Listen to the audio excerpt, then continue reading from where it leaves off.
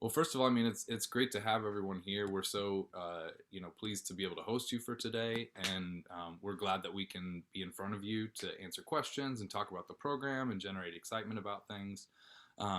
Just as by way of introductions, my name is Alex Clayton. I'm the graduate advisor for both the JLC graduate program and the THSP Terrorism Homeland Security program. And so I'm usually your first point of contact when you're admitted to the program and when we talk about registration and things like that. I'm also joined today by the THSP program director, Professor O'Connell. And so we will be here. We'll, kind of start off talking about a few highlights about the program, and then we'll have time at the end, obviously, for questions and to kind of address any concerns or questions that you might have. So before we get started, does anybody have anything up front that they wanted to address, or a question, or anything that they want to talk about real quick? Don't be shy. It's totally okay. We are here to help. Okay, all right. Let's. I mean, there's so few of us. Why don't we go around and just kind of introduce ourselves? Alexander, do you want to start and go from there? Sure. So I'm Alexandra Teray. I go to Wake Forest University and I'm a senior, so I applied to fall of 2021. Excellent. Maggie, I know you're in the program, but do you want to introduce yourself? Hi everyone, I'm Maggie. I was just on the current student panel with all of you guys. So I'm a second year in the THSP program, so I'll be graduating in May. I originally went to St. Louis University for my undergrad for political science and a minor in criminology. Yeah, that's about it. So I work for grad admissions, so that's why I'm always around. Excellent. Awesome. Thanks, Maggie. How about Brianna? If you're there. Hey everyone, I'm Brianna. I'm from Miami, Florida. I'm excited to hopefully start this program. I'm interested in a lot of different areas, law. So yeah, I'm just really excited to learn more. Hopefully when the quarantine and the pandemic's over, we can finally move to the area. Yeah, that's the goal. I know a lot of students are very much, that's one of the big draws for being in DC, So, and we can talk a little bit about how we're going to ramp up in the spring and kind of what we're aiming for sure. So, great. It's great to meet you, Brianna. Isabella, do you want to introduce yourself? Yes, I'm from Tampa, Florida, and I did my undergrad at the University of Florida, graduated in May of 2019 with degrees in psychology and criminology, and I'm currently working in Charlotte, North Carolina as a paralegal. Okay, great. Excellent. Thank you. And Hassan, are you available to introduce yourself? Yes, my name is Hassan Al-Shirani. I'm a current student at undergrad in American University. I'm graduating this semester and I'm hoping to apply for the graduate program for the fall semester next year. Okay, great. Awesome. Great to meet you. Julia? Hi, I don't know if you guys can hear me. I'm running papers for my job anyway. But I'm from Berkeley, California. I went to Seattle University for my undergrad, where I got a criminal justice degree. And right now I'm working for the San Francisco jails as a reentry case manager. I'm just really excited to learn more about the program. I'm really interested. Okay, great. Thanks so much. Yeah, thanks for introducing yourself. I know you're busy there. And then, is it Bianca? Hi, yes, it's Bianca. Can you guys hear me? Okay. Yeah. Sorry. I graduated from Temple University in May of 2019. I double majored in psychology and criminal justice.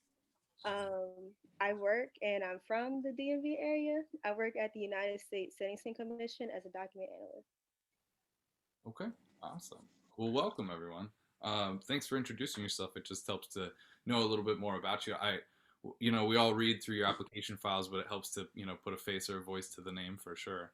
Well, I'll go ahead and get started. A couple of things that I wanted to highlight about the programs. Both programs are housed in the Department of Justice, Law, and Criminology. And the Terrorism Homeland Security Policy Program is an outgrowth of kind of the study of criminology and crime that was taking place in the JLC department.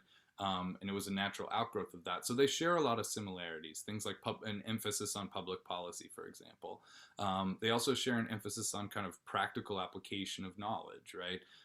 There are plenty of theoretical classes on both sides, things like legal theory and concept of justice, causes of terrorism and political violence, psychology of terrorism, but there are also a lot of heavily applied classes, terrorism, crime, and public policy, drugs, crime, and public policy, current controversial issues in justice and public policy, right?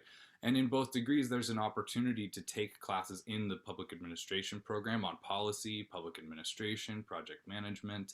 You can also take courses in the government department on Homeland Security, political communication, right? Or even classes in SIS on foreign policy or, emerging technology issues, things like that, nuclear proliferation. So there's a lot of flexibility that's built into both of the degree programs. There are a few foundational or core pieces that are required, right? There's foundational classes, a research sequence, both programs. The backbone of the program is that social science research, right? And so every student has to take 2 classes, 680 and 681, and that's the research sequence, right? And you usually do that pretty early on in your career to kind of, set things up and have an understanding moving forward. And then every student has to take a practicum, and I'll come back and talk about that in just a minute. But there's about 5 classes that are kind of, we don't have too much flexibility with, but that gives us the backbone of the program. And then the other 6 classes, the other half of the program, is really up to you, right? What do you want to be? What do you want to have your degree concentration or your track be in?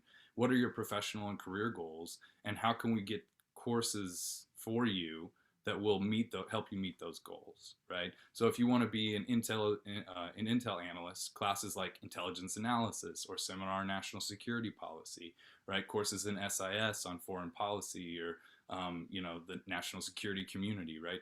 Those are all classes you can take. If you want to go down the policing route, we have advanced seminar on policing.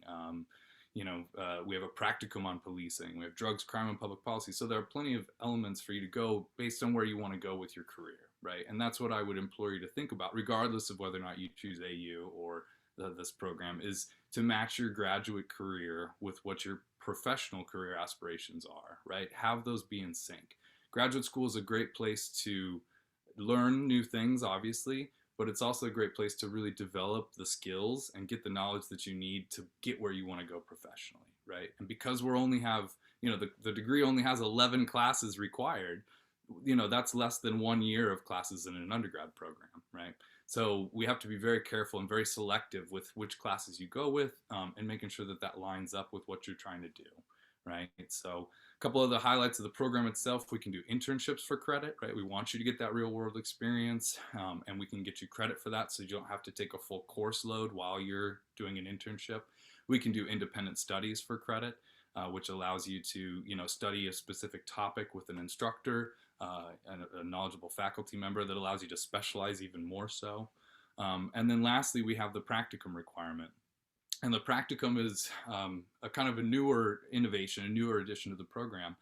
We used to do a comprehensive exam, right, where every student takes an exam, a 3-hour exam, and then the faculty review would say, yes, you know enough to be, to get your master's degree. And we said that doesn't really serve our students the way we want it to. So we developed this practicum model. And now, instead of taking a test, you take a class, and the class is capped at 15 students. It's a fairly small number.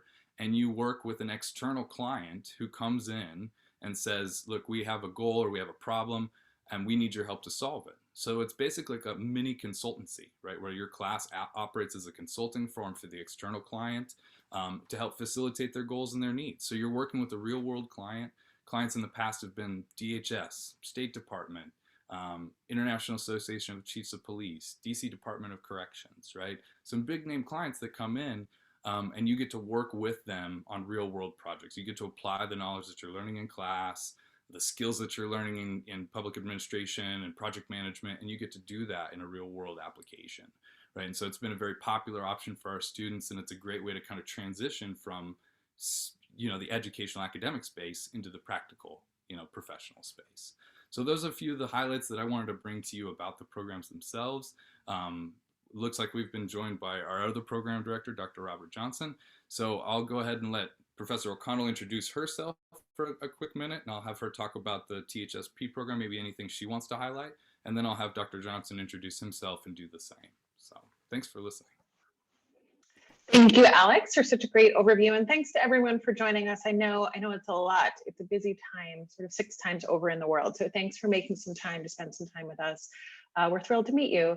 So Sasha O'Connell, I would start by saying, I'm an AU alum a couple times over. So I'm a product of both the master's program here in SPA in public administration, and then I came back for my PhD in public administration here in SPA. My daughter went to preschool at AU, so I keep coming back for a reason. I think SPA is a really incredible, special place.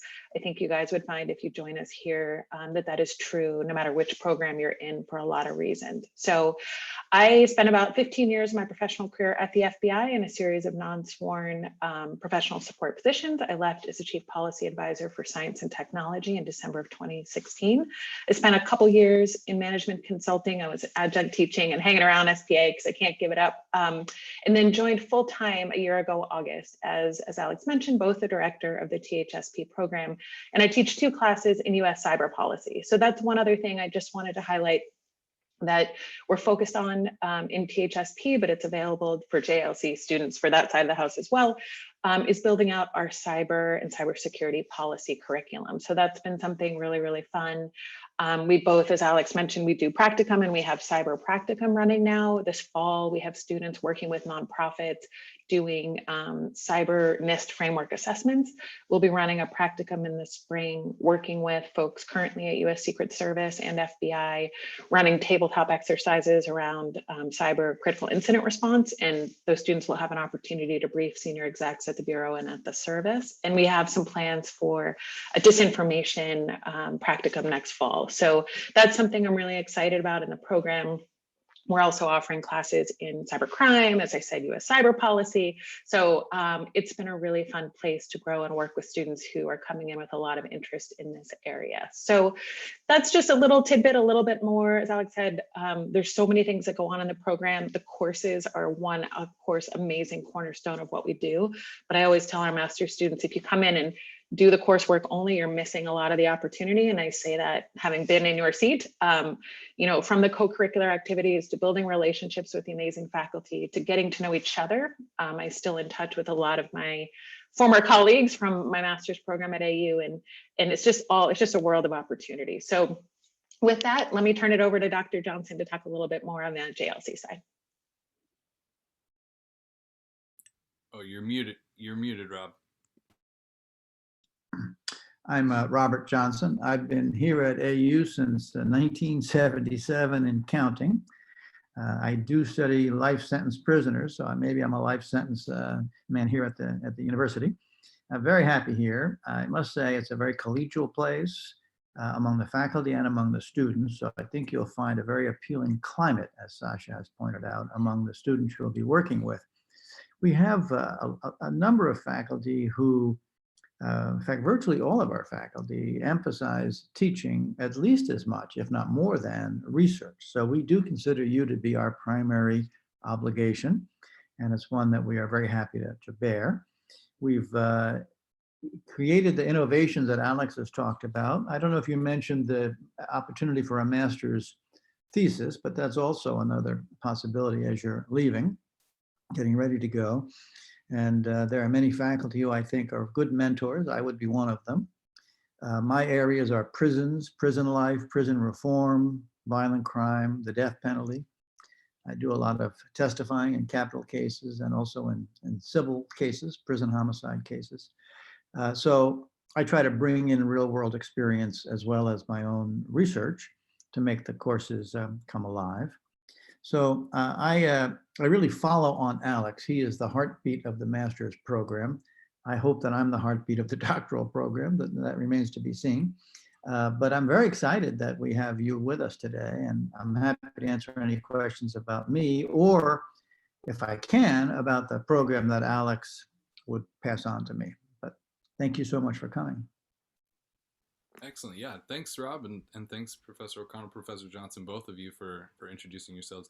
Just to 2 fingers on some of this, this is one of the places where I think the department is very, very strong, is because it has so many elements. We have the cyber element, we have the national security element, we have experts in policing, experts in courts, experts in corrections, Mhm. right? So there's an interdisciplinary nature not only inside the department but also with other courses at SPA and in SIS, et cetera, where you can really kind of have a focus, but you can also get some training, some knowledge, some expertise in some related and useful fields, right? So cyber being a great example, it is, an emerging issue and will continue to be so, both in the national security space and in the criminal justice space. Cybercrime is the fastest growing form of crime in the country, right? It was almost non-existent 30 years ago, right? So it's really a huge, fast growing field. And the same thing with cybersecurity in a national security sense. So even if that's not going to be your focus, being able to take a class on US cyber policy or being able to take a class on cybercrime gives you a leg up, right, on other people that may be in programs that are more directed, right, that don't have as many of those options, right, and allow you to kind of build up a skill set that can be robust and very appealing on the job market, right? Because let's not mess around. That's the goal, right? You want to get a degree and you want to be a desirable applicant on the job market, right? And so that's what we're here to set you up with. So without further ado, we have about 10 minutes left. So I think now's a good time to, do you have any questions for us, that we can answer for you? Is there anything that you want us to talk through with you?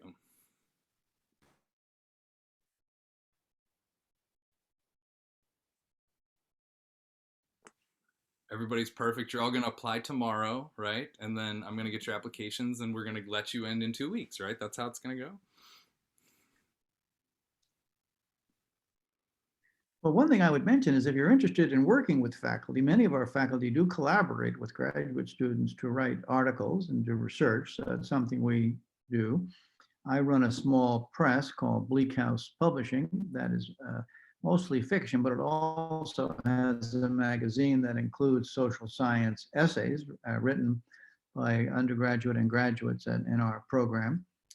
So they're being pushed in that vehicle. If you have a desire to do creative writing, art, photography as a sideline during your graduate studies, that's my press is a vehicle to have that work looked at and possibly published. So it's something to consider, and it can be a grind sometimes in the main program. So those are options that are there. I would add too that there's some additional opportunities if we have time to mention. One is in THSP, we launched this fall what we call the THSP Skills Lab. So for some students who've been nominated by faculty, they are meeting throughout the semester to work on very specific kind of job skills, right? Whether it's executive briefing, executive writing, presentation skills. So those are the kinds of things, we consider sort of co-curricular, but these kind of skill building pieces that we're always looking to innovate, even in this time when we can't be together. And so that's something we're really excited about and we launched. And in addition, we have a series of events. I mean, Lisa Manning's still on the line. We do amazing things across SPA, but in JLC in particular too, we have an ongoing series of guest lectures, opportunities for students to engage in online, at this time, online events too, which can be a tremendous opportunity both to learn from speakers and then also to follow up and network and connect. I think we have a question, Alex. Is there one in the chat? Yeah. I was just going to address it after. Yep. You want to say anything else on the SAMing classes or anything else like that? So there's SAMI classes as well, a huge opportunity to take essentially short skill building courses that you can either take, I believe it's right, 0 or 1 credit courses, generally over a weekend. So, we title them sort of how to. So how to do, how to be successful consultant in the national security arena, how to write press releases and work in communications in this field. So you can check that out. Everything's on the SPA website. It's another really interesting sort of co-curricular, sort of curricular and co-curricular in that case. But there's all kinds of different opportunities to engage. And again, opportunities to meet more faculty, meet more colleagues in terms of your fellow students as well as skill building, of course. Definitely. So the question here is about the practical basis versus research basis of the degree, which is a very good question. It says, if someone wants to pursue a higher degree after a master's, would this program set you up well? I will say yes, very much so. I think that there's been a transition to make it a little more practical because before it was very much set up for an advanced degree, right? And so both of those elements are still there. And like Dr. Johnson just mentioned about the master's thesis, right? If you wanted to continue on and get a PhD in either JLC or THSP, that master's thesis is a great stepping stone to starting your dissertation. And I would highly recommend that as instead of a practicum, right, to take the thesis option and use that as a segue to move into a more advanced degree program. But do either of the other program directors want to speak on that issue as well? I would say that the practicum can also be a wonderful stepping stone to getting out to do research, because when you do research in the field, you have to be able to relate to people in the field. And normally you want to do research that will help them in some way. So in general, understanding issues in ways that will help people do their jobs better will help you be successful in developing a useful research agenda. And that's the case that would lead you, I think, into a good preparation for doctoral study here or elsewhere. That's an excellent point, Rob. And to be clear, they're not mutually exclusive. So if you did the master's thesis, you could still take a practicum. There wouldn't be a requirement for you in the same way for a student that didn't take the thesis option. And I should mention too, we have practicums in multiple issue areas: policing, courts, corrections, cybersecurity, homeland security, right? The clients change every semester. And so there are a lot of options depending on what you're interested in to kind of get that practical experience and then be able, like Dr. Johnson suggests, apply that to your research as well. So. And I would just add a personal anecdote on this one. So as I mentioned, I finished my master's. It was a public administration, but at SPA. And I both applied to the PhD program and I applied to job opportunities. And I had the opportunity, I was selected as a presidential management fellow. With those of you who aren't familiar with that program, it's something to check out. I'm happy to talk to folks about it. I both got into the PhD program and got into the PMF program. So I was sort of set up for both. I went ahead and did the PMF and found my way back to the PhD program a couple of years later. So it really, I think it's my personal story, is a little bit of a testament to the fact that these programs set you up really well to kind of go either direction, or in my case, both in the long run, which is a pretty cool opportunity. We also pride ourselves in having master's students apply for doctoral programs, including our own, but also others, because we have I'm, for example, the director of the doctoral program, so I have a pretty good sense of how applications are formed and how you can make your best case. And as a student here, I would be happy to coach you if you were applying here or elsewhere. That would just be part of our socialization in the grad program.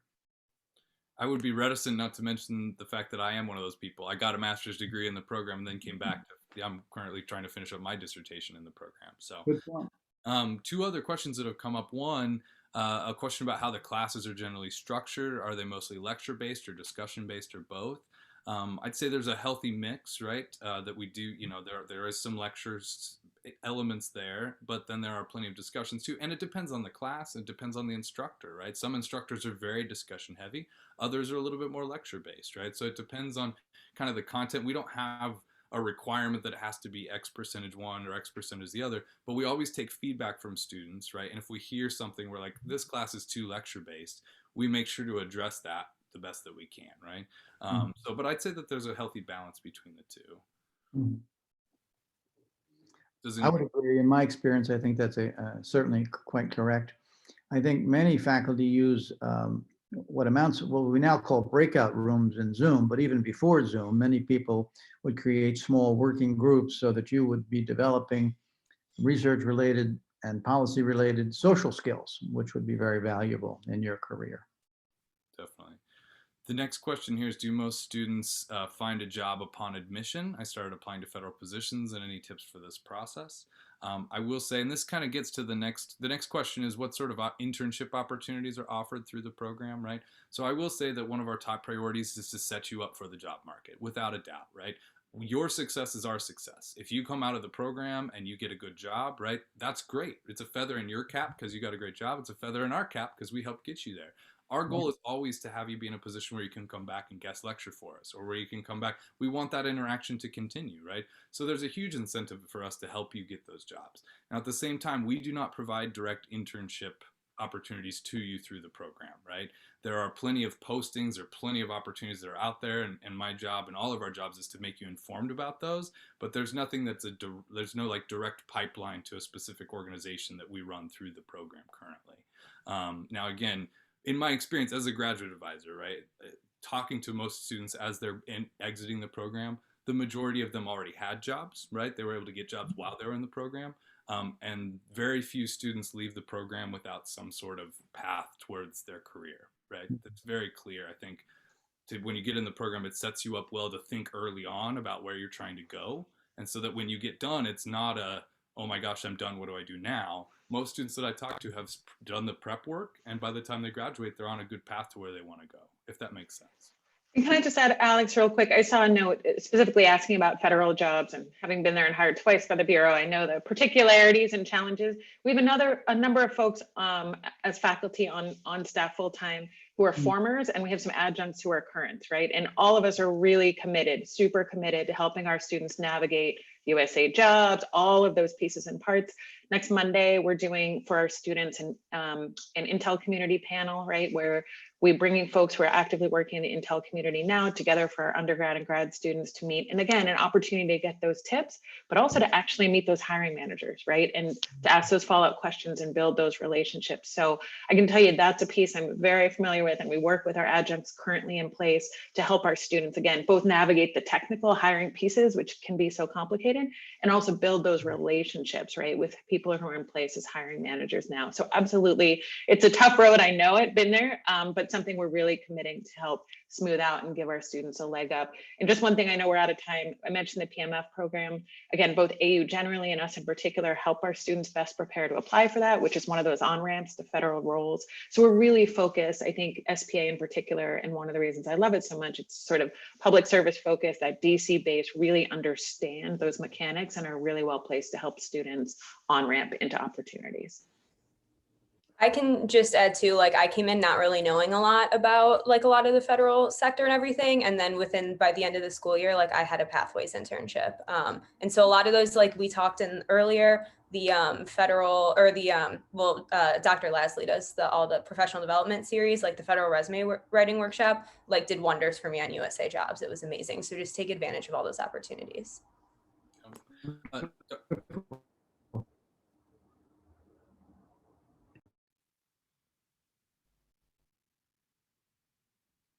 Well, I'm not sure if that came through all the way.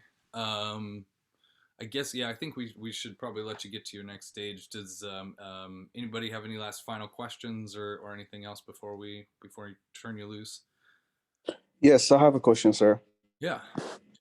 So my question is about like what is, I know this is like a hypothetical question, but what is the difference between like the degree in law and society and criminology and like and going like to law school? What is the special like skills or like special market that I'm going to be like looking for? For the JLC degree, you mean? I mean, any kind of master's. Yeah, concentration. Any kind of master's degree at this level sets you up with a couple of things really well. First of all, that social science and research background, right? That is something you are not going to get in law school. They're not going to teach you how to evaluate research. And if you're going in along a path that heads towards the policy world, right? Analyzing policy, conducting policy research, anything along those lines, those social science research skills and math skills are vitally important, right?